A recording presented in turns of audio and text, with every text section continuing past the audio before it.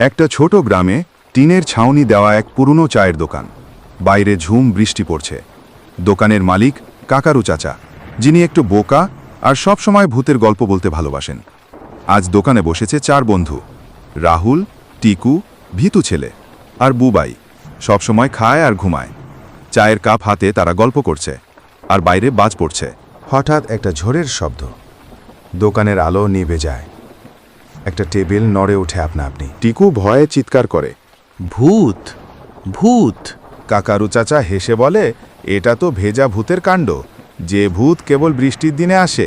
বন্ধুরা ভাবে উনি মজা করছেন, কিন্তু হঠাৎ একটা কালো ছায়া দোকানের পেছনের দরজায় দেখা যায়। রাহুল সাহস করে যায় দেখতে। দরজা খুলে দেখে কেউ নেই, শুধু একটা পুরনো ছাতা পড়ে আছে। বন্ধুরা সবাই ভয় পেয়ে চা ফেলে দেয়। বুবাই বলে, ওই ছাতাটা না হয় ভূতের। ঠিক তখনই ছাতাটা নিজে থেকে নড়ে ওঠে। একটা কার্টুন ভূত বেরিয়ে আসে। দেখতে দারুণ ফানি। পলিথিন দিয়ে মাথা ঢেকে রেখেছে, জুতো দুটো কাদা ভর্তি, আর চায়ের কাপে ঘ্রাণ নিচ্ছে। ভূত বলে, ভয় পেও না, আমি ভেজা ভূত। বৃষ্টি ছাড়া বের হই না। চা আর চানাচুর আমার প্রিয়। বন্ধুরা অবাক, ভূত এত মজা! ভূত সবাইকে চা খাওয়ায় নিজের জাদু দিয়ে। চায়ের কাপ যেন বাতাসে ভেসে। সবাই হাসে, গল্প করে, গান গায়।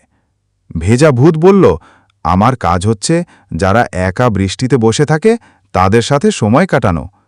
বৃষ্টি থেমে গেলে ভূত ছাতার মধ্যে ঢুকে মিলিয়ে গেল। কাকারু চাচা বলে, আমি তো বলেছিলাম বৃষ্টির দিনে দোকানে জাদু হয়। বন্ধুরা হেসে বলে, এরকম ভেজা ভূত রোজ আসুক।